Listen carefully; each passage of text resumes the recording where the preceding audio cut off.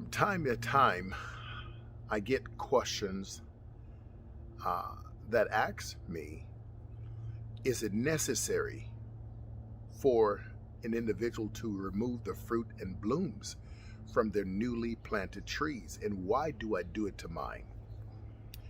So I'm going to explain it to you, and it's quite simple. Although it's not written in stone that you need to do such, I prefer to do it. My experience tell me that it's best to do it. And from my training as a master gardener and specializing in citrus and fruit trees and wild berries, I've learned that there's times when fruits and blooms must be removed, especially at the time of planting.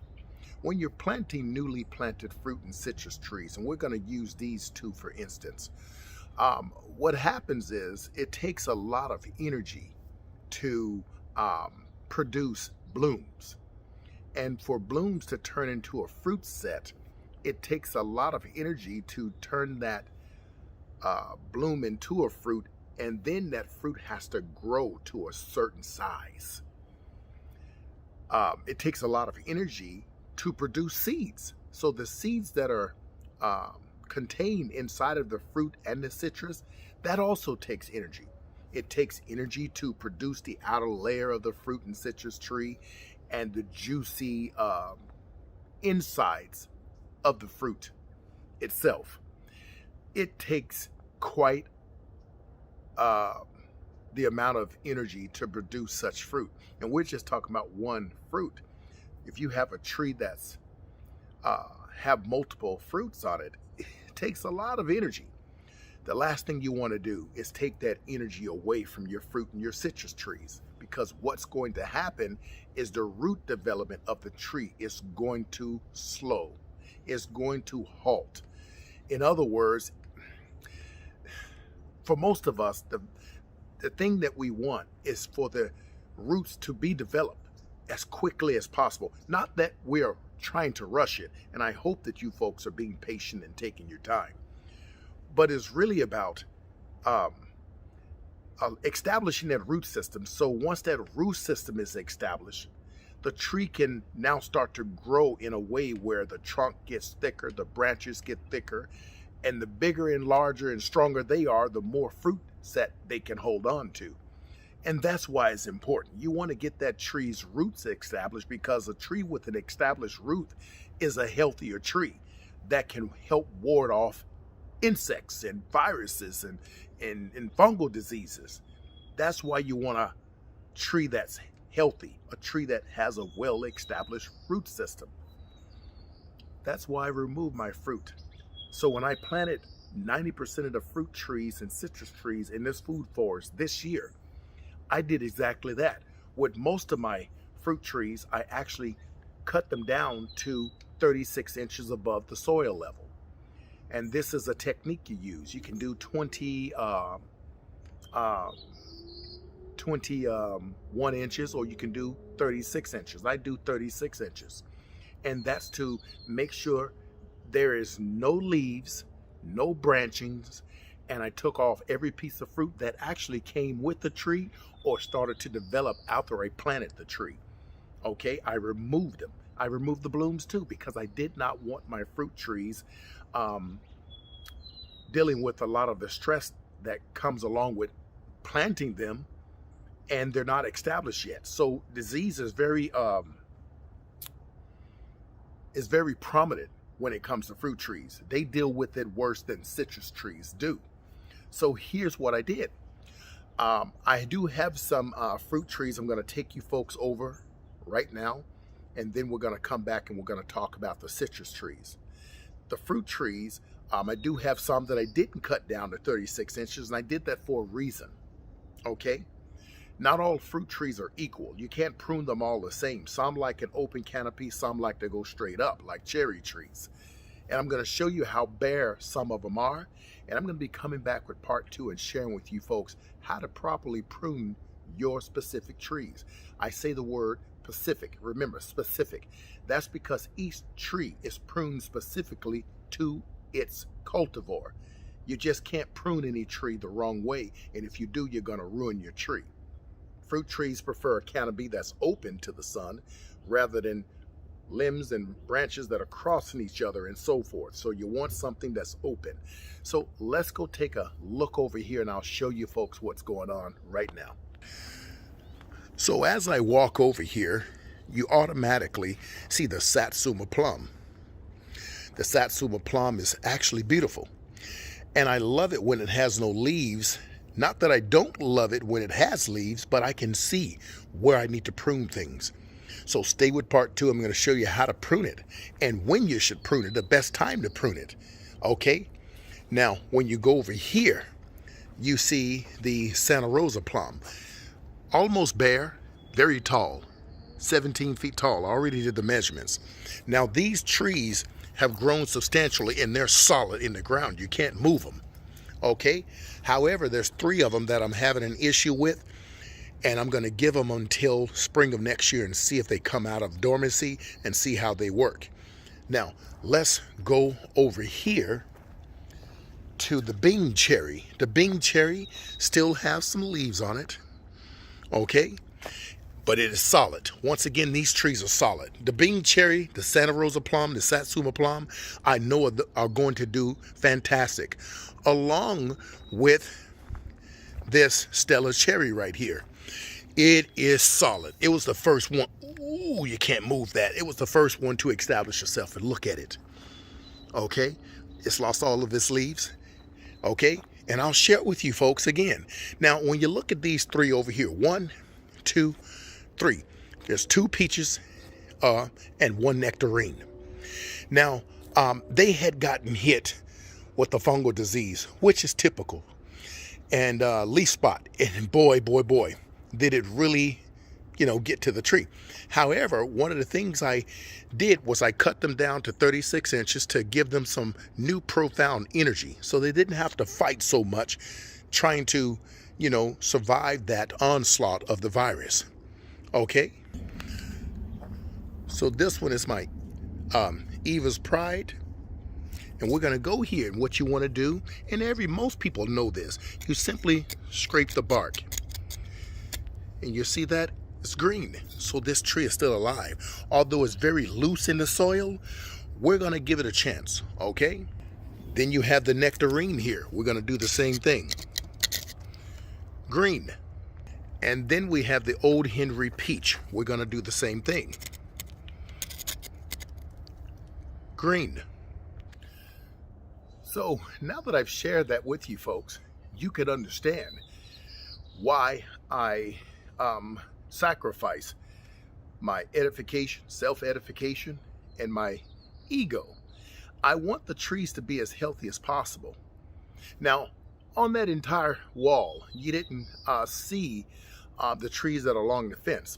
Most of those are my fig trees and my pomegranate, and my guavas still have some leaves right now. But here's the key. This is not their season. Right now, their roots are working and doing the things that it needs to do. And they're soaking up those chill hours. See, the chill hour is very important for your fruit trees because your trees can either come out of dormancy too soon or never come out of dormancy at all. And if they don't have enough chill hours, you're going to have some issues on your own hands. Now, let's go past that. That's why there's no fruit on my fruit trees. For those who are asking, where's your fruit on his fruit trees? Well, these fruit trees were planted here this year between February and July for the fruit trees. And there's no fruit on the trees. The fruit that was there were taken off. I can take you back to my videos if you really want to see. Matter of fact, I'll bring up part 2 for the fruit tree planting that I never showed you folks. I got videos of planting the fruit trees. And how about I show you? And then you can go back and I'll make sure I put into the corner my food forest. You can see the fruit trees and they have all their leaves and they're beautiful and just pretty. You see? Fruit is not necessary for me in the first year. In fact, if anyone has done their homework according to UC Davis Agricultural Department and Sacramento State University Agricultural Department, Pennsylvania Agricultural Department, or Baltimore, Maryland Agricultural Department, yeah, there's more departments. And I'm telling you this because you can test my spirit and go and look for yourself at those same places I just told you about. And guess what? It takes about 3 to 5 years for your tree to really produce a good harvest, yet alone produce fruit. That's usually what it takes. According to the Bible, it takes you, about 5 years. Let's move on to citrus. Now, a lot of people have stated, again, in this specific discussion, there's no fruit on his trees. Well, you're right. I'm looking at all my citrus trees, and they were planted somewhere between March and August of this year. So most of these came in late. But I plucked off all the fruit and citrus blooms for the first month, maybe a couple of months, somewhat along that line. Some of them I didn't, because with Nagami kumquats, you don't need to do any of that. Those things just grow prolific anyways. But I wanted to do that because when you're planting them in containers, they don't have the same access to nutrients as they would if they were in the ground. And believe me, I got some trees in the ground, and the ones in the ground are doing absolutely spectacular. But when you plant them in a container, you have to feed them, and you're responsible for making sure this tree gets all of its nutrients. And unbeknownst to many of you, a lot of individuals really think that, once the fall and winter hits, you don't have to feed your trees in containers. No, your trees need to be fed all year round. What you want to do in the fall and winter is the only thing you should be feeding it is a liquid feed. And I like to do mine with a fish fertilizer with my molasses. Okay, I've showed you folks that before. Some people don't think that there's some special secrets to growing citrus trees. Yes, there is. Ask any professional individual that has an orchard or that grows an orchard for a living. You see? And there are some special secrets. Now, they're not going to tell you because, otherwise everyone would do what they do. But in my garden, there are secrets that I have that I will never announce to YouTube. Well, why would I? After all, there's no secrets, remember? You don't need my secrets to grow citrus. You can grow citrus the way you want to grow. You'll do fine. This is my citrus. These are mine. Let me share with you the fruit that's on mine that's supposedly been invisible. So right here is my Meyer tangelo. You can see that it's loaded with lots of fruit. Fruit that's ready for picking, but I'm going to leave them on here for another month, maybe 2 months, because they'll last on the tree clear up until February. It's loaded with fruit. Now this is its first year, and it hasn't even been in the ground a full year. It came in here. This one was the first one in March of this year, and it already has done well. It's pretty solid. And I took off all the fruit in the first month and the blooms, but fortunately the father said you need some fruit this year, and this is what I got so far.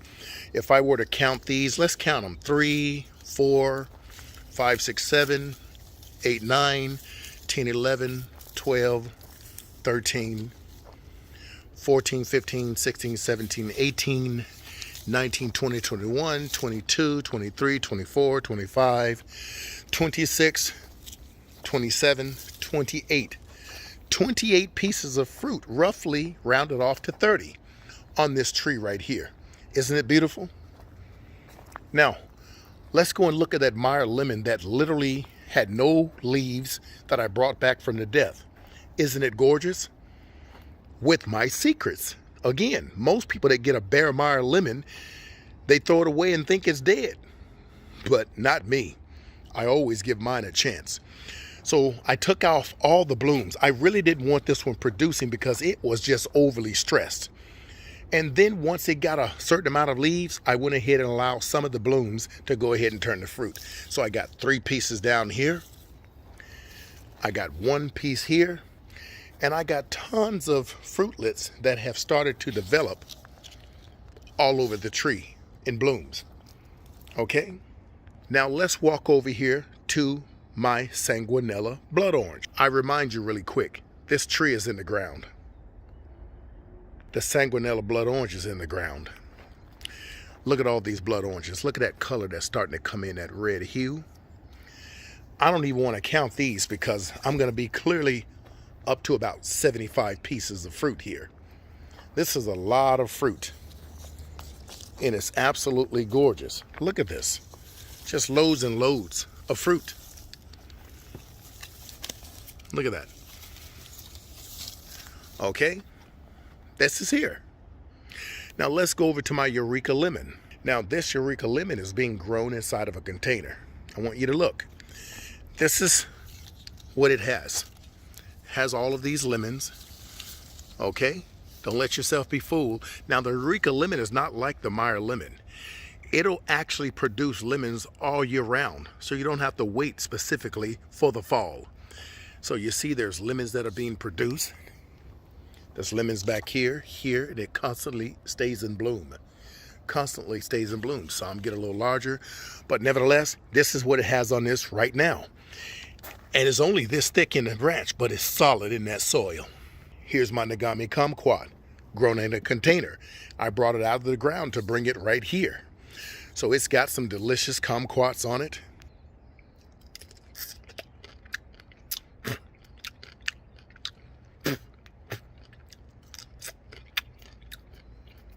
That was good.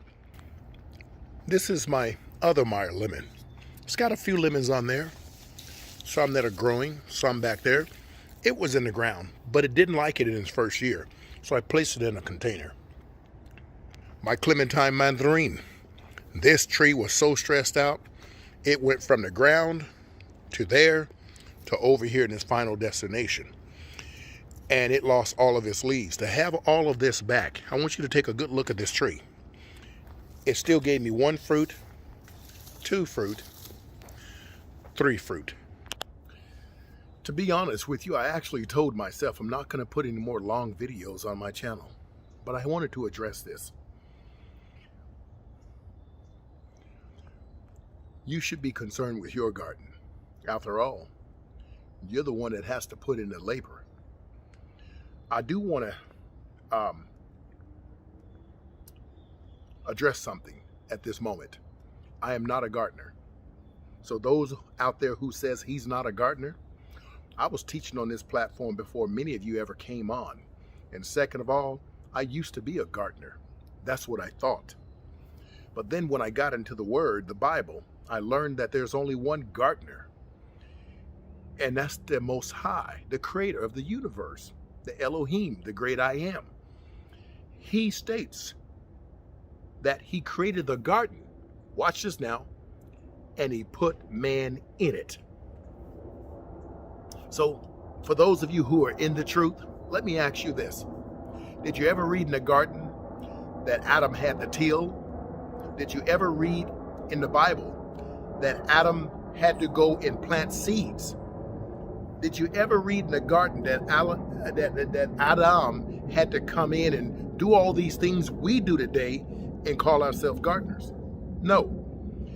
Adam didn't have to do any labor in the garden. All he had to do was just be the overseer. He had all the food that he needed. He didn't even ask the Father for it. The Father knew what was good for him. For he says, I give man herbs for meat. Every fruit-bearing tree shall bear his own fruit every month. So what happened? Only when the fall of man happened did the man begin to till the soil. Because now he's fallen in sin. And now we find ourselves having to work hard just to produce food for ourselves. And it depends on the local municipalities. We may not have enough water. We may have pollution being thrown in the air. We may be told you can't have a garden in some states. It's, we really go through it. So no, I'm not a gardener. When I taught people how to grow some ish, I taught people out of my kindness of my heart, my spirit. And I've been around the platform. Let's make one thing clear. I don't have to make a name for myself. Organic's best, Urban Gardner, made a name for himself a long, long time ago. And it started on the rooftop terrace. So whether you like this channel or not, guess what? It is what it is. You either get with the program or you just simply fire yourself. I'm not here to please anybody. I'm here to give people information that may be of assistance to them. So when I get told I'm not this or I'm not that, well, you're telling all the other thousands and thousands of people from other countries, India, Pakistan, Australia, Canada, Norway, UK, Africa, and right here in the good old US of A, that has stated, it's because of you, Organic's best, that I now garden. It's because of you I got citrus trees. It's because of you my citrus trees were having problems, and now I use your technique and method, and they're doing fabulous. And I'm thankful that they're showing gratitude, but I've never taken credit for anything. I always give the glory and praise back to the Father. And I say all praises to the Most High. It's the Father who gives me this wisdom, for I do not seek to be above him or to usurp authority over him at any given time. So I couldn't do this. I mean, who would have ever thought that I'd, retire and be a gardener, yet alone growing this stuff? Well, sometimes things happen in people's lives where they simply, they have these epiphanies and they have to wake up and start doing things. See, I didn't grow my food because I needed to substitute my income, because I didn't have the income. I grew food because of health issues. And now that I've fought MS off and lupus, doctors can't seem to understand how I do things the way I do, but all praises to the Most High Yah. That's the bottom line. That's all I know is because of him and the knowledge that he gives me,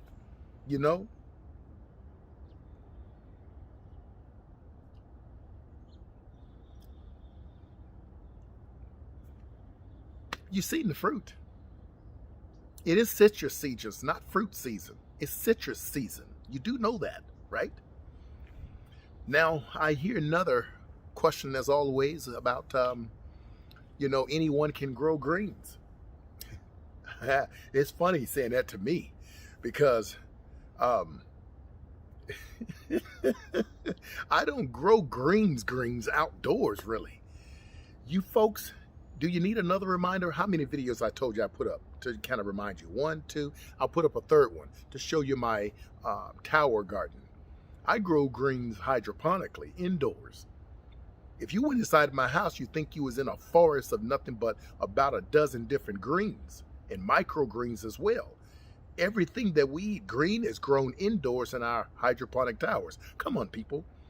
Not anybody could grow greens hydroponically, because you got to understand basic chemistry. Basic chemistry, how to test your water, how to make sure your pH is right. You got to be on top of it. Yeah, I will agree. Everyone can grow greens, but not all greens are able to be grown in everyone's backyard. And that's because of the difference in zones and climate. The type of greens I grow, I like to grow greens that I eat every day. We eat salads, lots of salads, big salads. When we eat salads, they're in big, huge bowls like this, okay? And I had to slow down because when I got my lab work, my doctor said you're high in vitamin K, and that's a bad thing. And I was like, never knew that until I did some more research, and it can cause some issues. So I had to back down. We eat avocados every day, so I'm getting ready to bring another cup of avocados here. You folks know I'm successful at that. Oh, by the way, can I remind you folks that 2 years ago, I had all of my trees I brought from the rooftop terrace. Remember, all of them were mature and loaded with fruit. Remember, there was a lady who bought all of my trees, every last one of them. You forget, I had tons of fruit. Please, remember what they say? They said it, not me. They say the devil is in the details. Well, you ever heard the saying, correlation does not equal causation? I always tell people, look at those channels and look at my channel. When have I ever misled you folks? When have I not shown you part 1, part 2, part 3, part 4, part 5, the different stages? When have I not shown you how to put your soil amendments together for growing foods, for growing citruses, for growing fruit trees, of anything? When have I not shown you folks how to properly build a compost pile? When have not shown you folks what type of fertilizers I use? I'm trying to help you understand that this channel has always been about transparency. And folks and other people will love to use that word transparency, but are they transparent? See, you can't be transparent, but can I say this? Be a shit starter at the same time. The only one who believes in your crap is you. And the people who come over there and hype you up and believe in your crap, as my mother used to say, probably ain't ish themselves. People need to grow a backbone, get some self-esteem, but the only way they can get that, they got to get right with the Father. So I'm going to tell you something again. I'm not on here to show my garden. That's why I don't show it a lot. I'm on here to give you folks information that most people have forgotten. Let me explain to you what that information is. The Father states, listen closely. He says, in the beginning, there was the Word, and the Word was good. What is the beginning, folks? The garden. Everything I know about the Bible, I learned right here. You folks think I'm crazy. You can think I'm crazy all day. How do you think Adam learned? The Father created him, put him right over in the garden, which was there before he was. And he had to start learning on his own. Think about this. He named every plant. He named every animal. Today, we name our plants and our trees and our fruit trees, and these were not the names of them then. So if we only knew the right names, and you got to remember, the Garden of Eden is still there. We just can't find it and see it. When the Father banished Adam and Shinnok from the garden, when he banished them, he placed angels there to make sure that they protected and keep others out. They were banished from the garden. Why was they banished? Brings up a good point, right?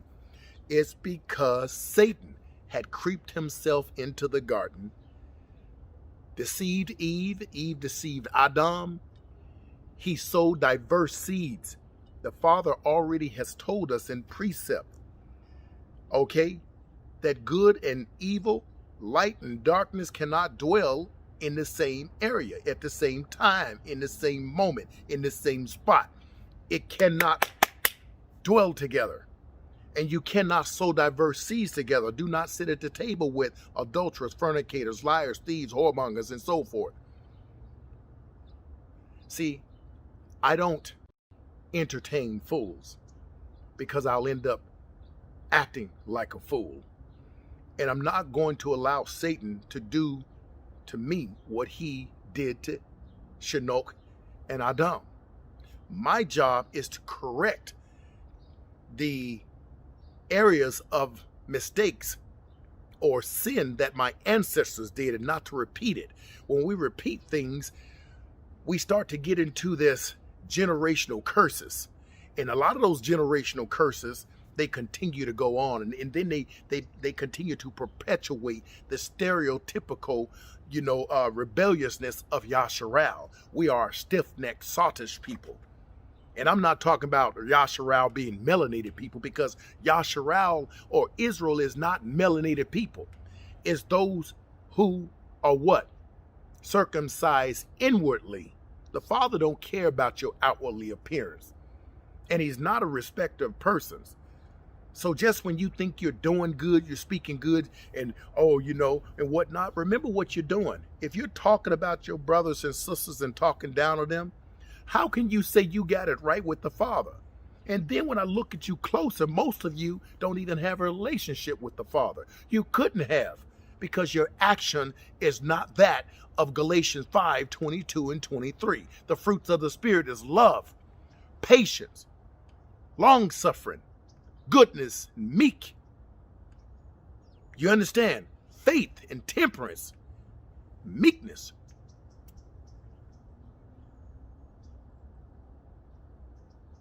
You can't be one of those things. You got to be all of them. You have to practice them all. At least strive to. You don't sit back and get in the garden and say, you know what? I'm good at growing carrots. That's all I'm going to grow. Well, if that's all you're going to grow and you depend on the food in order to feed your family and all you folks are eating is carrots, you're going to have some bodies that's going to look like those who had some issues in many concentration camps. You need to make sure that your garden is going to provide a balanced diet. So you need to grow things that's going to feed your family. And you need to make sure you got the appropriate vitamins, the appropriate minerals, all your macros. These things are very important so that you are not deficient in anything. It's like me. We're plant-based eaters, okay? But I'm deficient in vitamin D. And it's because I don't eat sardines, fish, and meats and things like that. Can you get vitamin D elsewhere? Yeah, but it's very difficult. And along with vitamin D, you need vitamin K, K3, in order for vitamin D to be absorbed. So I take a supplement by Dr. Berg. Wonderful supplement, and it's plant-based too, because I don't take anything with gelatin in it or any sort of, I just don't. So here's the key. Do I have a problem with eating sardines and fish? Yes and no. I haven't had it since 3 years ago, but I may consume it again if my vitamin D levels continue on and when I go back for my next lab work and it hasn't bumped up. And here's the reason why. Fish is not meat. We can assume Yeshua was a pescatarian simply because he told them to cast their nets into the water and they came up with more fish. We can assume, was it Luke, at the end of Luke, the book of Luke, where Yeshua say, hey, give me some of that fish.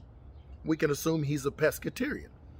The problem I have with fish is that locally we got to deal with mercury and all other kind of contaminants. So if I'm going to eat fish, I like to eat fish that are wild, and I like to stick with certain kind of fish like salmon and sardines. Those are my favorites. Sardines all day because they're inexpensive. You can buy them, and oh man, you can put whatever they're packed with the nutrients, your vitamin D, and some other things. So, I got some things that I'm going to be sharing with you folks. I will put these videos up to remind you folks up here, here, here, and here. Okay? And so click on those videos, folks. It's very important that when you watch my videos, watch them thoroughly. Take the time to sit back and watch them. I can guarantee you they're going to be informative. They're going to give you information that many of you seek, and those who even dislike my channel. Trust me, they dislike my channel, but yet they watch my channel in order to dislike it.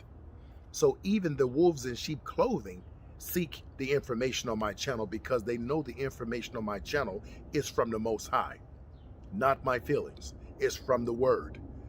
This is the position that the Father has put me in, whether you agree with it or not. A man is known by his fruit. And I can tell you this right now. The fruit that this individual bears is of good fruit.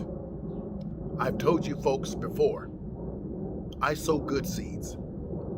I'm a good shepherd. I come from a sower that sows heirloom quality seeds that can only be gotten through him.